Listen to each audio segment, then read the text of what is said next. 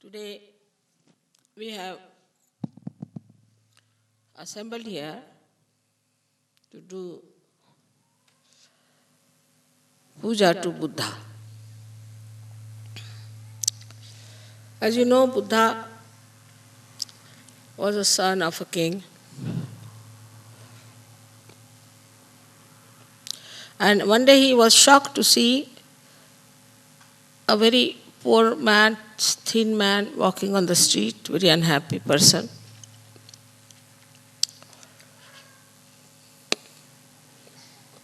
And he felt very sad about it. Then he saw one person who was very sick and about to die.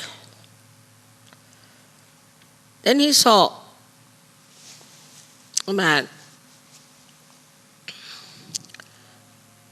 who was dead, and people were carrying him to the cremation ground.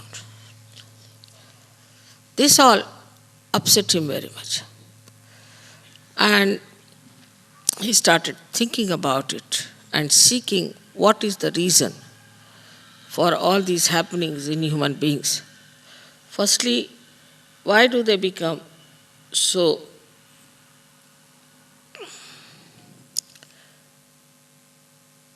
miserable or sick, or why do they die so miserably?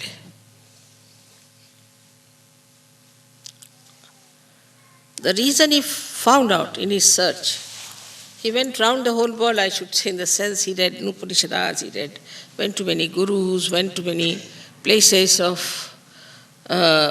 spiritual education, Banaras, everywhere he went. And ultimately, he was sitting under a banyan tree when suddenly his Kundalini was awakened by his Adishakti and he got his realization. Then he realized that the reason for all this is the desire.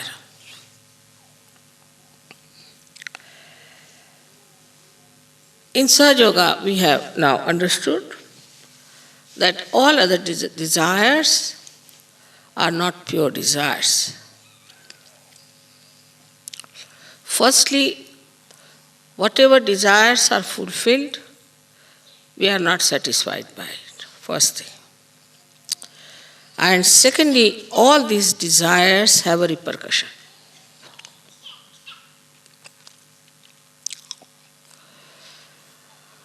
So what is the pure desire? That you all know is the Kundalini. Kundalini is the power of pure desire which fulfills your pure desire to be the spirit, to be Buddha, to be enlightened. Buddha means a person who is enlightened. So Gautama became Buddha, as you people now have become Sahajogis. But because he went through all these various penances, whatever he learned became part and parcel of him. But in Sahaja Yoga, it is all Sahaj.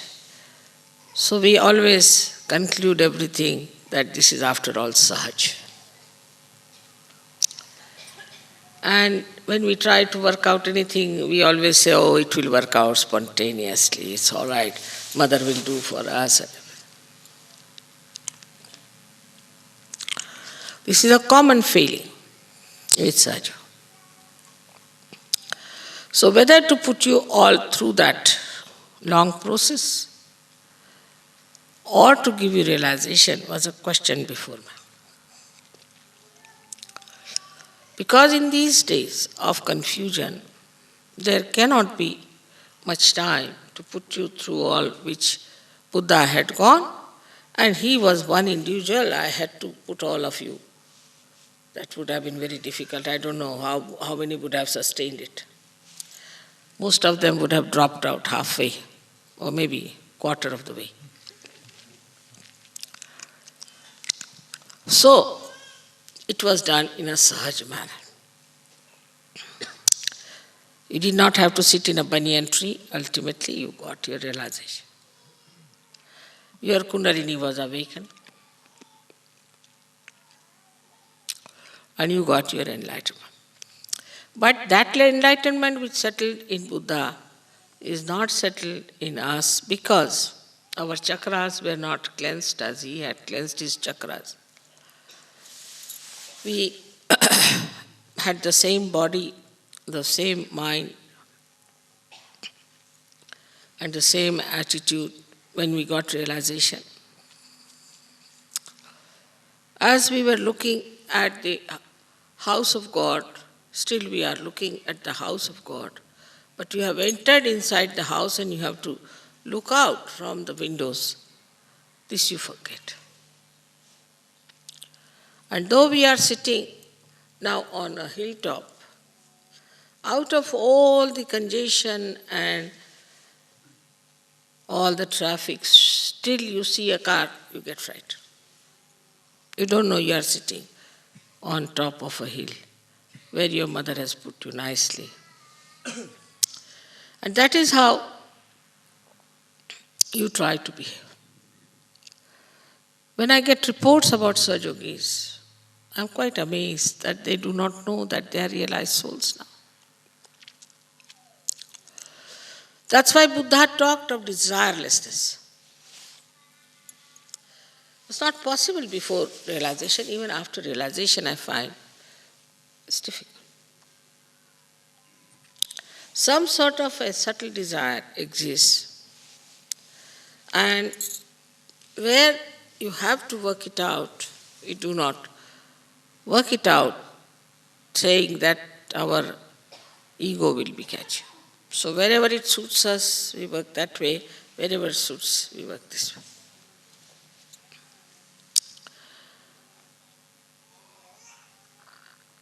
The solution of the whole thing is one, which I found out myself, was this, that it's a collective happening. A person who is an individual can never get over his ego. Individualistic person cannot get over his ego. The one who lives individually, wants to enjoy everything individually, can never get over his ego because you have not gone through all that penances. Or else, if you are an individual, then you better go through all these penances and then come back. So the solution is to wash all our chakras, cleanse our life in the collective. And this is what was the solution of the problem of ego. Formerly, everything worked out individually. Like that, to go to Himalayas, take some guru, then the guru will throw him out, then he'll go to another guru, then work there, then he'll throw it out. Then next life he'll be born again he'll be thrown out. Ultimately, if one guru accepts, all right, well, he's beaten up, he's tortured, he's cheated everywhere, hanged upside down.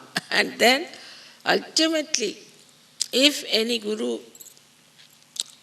gets nearer to any one individual, he would give him realization. This was the situation. But in Sahaja Yoga, the door is open, anybody can come in. Anybody. Get your realization. Because I have faith in collectivity. This collective life will definitely give you what Buddha got through his individual efforts. But there also we fail, that we do not know how to be collective. individualism is all the time around us. In every way, we think of individuals. Wherever collectivity has worked, Sahaja Yoga has prospered. And wherever it has not worked, there has been a problem. So it is very important that we should look at ourselves and see for ourselves and see how much collective we are.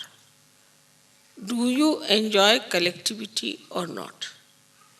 Are you aiming at collectivity or not? As soon as I thought of this Kabela place you have seen, and I thought that I'll make a little ashram there near the river for you. Immediately people said, Mother, is it all right if we buy our own houses here? Immediately. Then what is the purpose?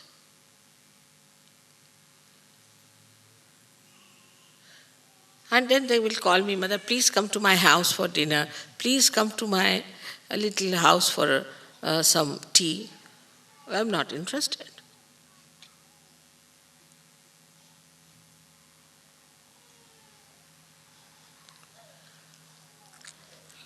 So in Sahaja Yoga, unless and until you really become collective in every sense, you cannot ascend and you cannot wash yourself, you cannot cleanse yourself. This point he did not say, but in a way he did say, because he has said, Buddham Sharanam Gacchami. First, I surrender myself to my self-realization. Then he said, Dhammam Sharanam Gacchami, means the dharma in me, I myself surrender to that dharma. That is spirituality.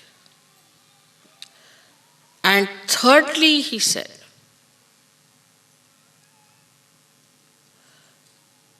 Sangam Sharanam Gacchami. Sangha means collectivity. I surrender myself to the collectivity. But he did not know how to give mass realization at that time. So he got hold of disciples who had to shave off their heads, whether you are a queen or a king, who had to wear only one cloth, whether you are a man or a woman, who had to have only one mat to sleep in a big hall, no husband and wife, no marriage, nothing. And they had to beg their food in the village and feed the Guru, and also they themselves had to eat that food whether it was sufficient or not.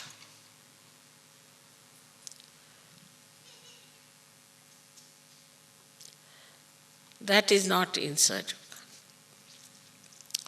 Everything is enjoyable in Sahaja Yoga from the very beginning.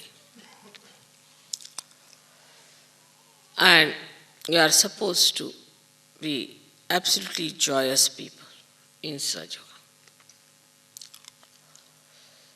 That is there. But the joy of the collectivity, if you do not know how to enjoy, then you cannot ascend. Because there's not a way out. What is the other penance? For some people, even collectivity is a penance till they start enjoying it. And they are very troublesome. This is not good, very critical. Some of them stay in the ashram and criticize everything all the time. This is not good, I don't like this, I don't like that.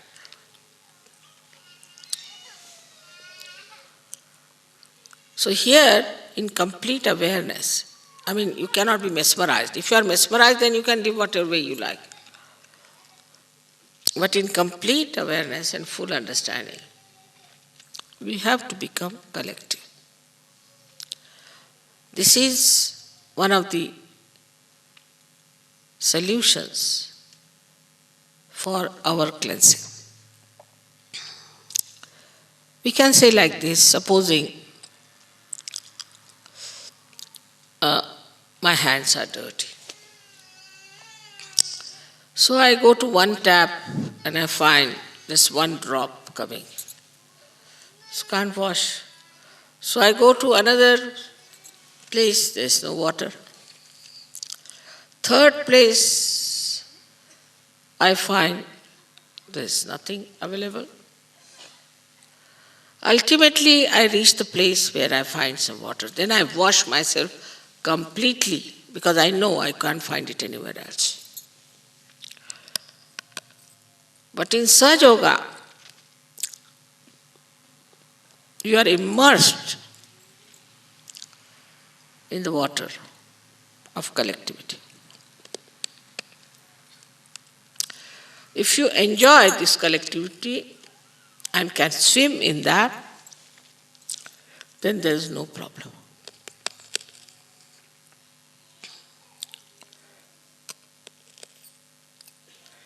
Buddha, as you know, is working on our right side, on our Agya. It's very surprising, the deity like him, to work on the right side. First he said, for the right side you should be detached, desireless. I mean, nobody would work if they have no desire and if they have no way of earning something out of it. I mean, in the normal sense. But desirelessly you have to work.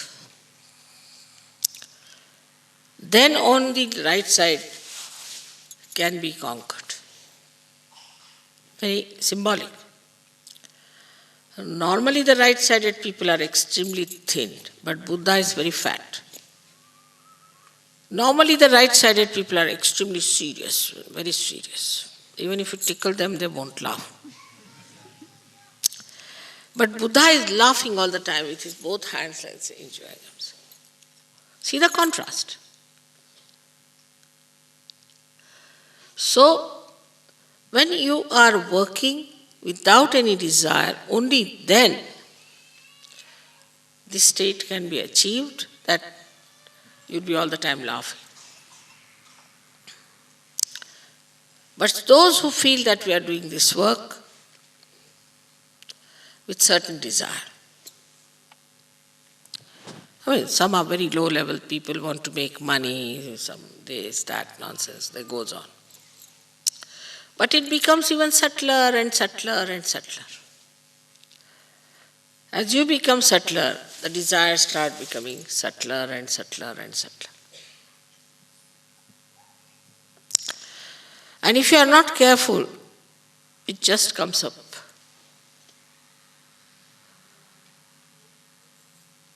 So he is the one who is on the right side placed going to the left side.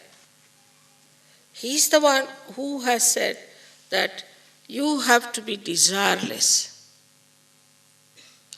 on the right side. What a contrast. Especially in the West, I have seen people do little bit of what have they done? I lifted that spoon. With the spoon they sit down. And they are surprised to see me that I am not tired. But I don't do anything. I have no desires.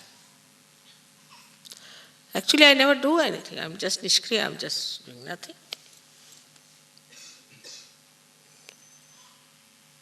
So when you become that instrument, surrendered instrument, when you know you are not doing anything whatsoever, then on the right side, you achieve mastery. How you achieve mastery? You don't do anything, all right? You go to any shop and you get a jackpot without doing anything. You do not desire anything.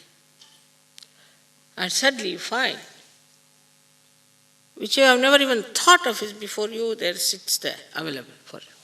Just have it.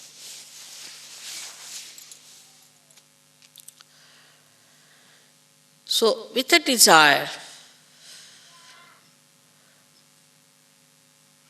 to achieve something when you work out, it also has a reaction. Every action has a reaction. But action without desire cannot have reaction because there's no desire already. Supposing I get lost somewhere on the way. So I never feel upset about it because maybe I have to be there.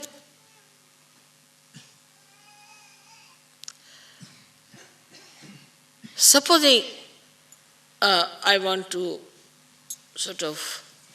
I have to buy some, say, like a castle, take it like that. So people get, I have to buy, you see, that's different than desiring. I mean, it also came in my neck suddenly. I just said that I have to live in Italy, so must buy a house. They showed me a castle. And this turned out to be no good. All right, doesn't matter. Then the second one, everybody got attached. You must buy this at any cost, this.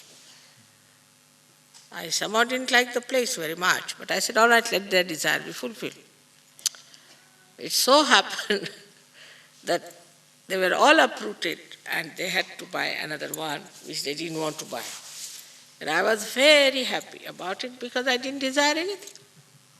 And it turned out to be the best. The reason is whatever is best happens to me.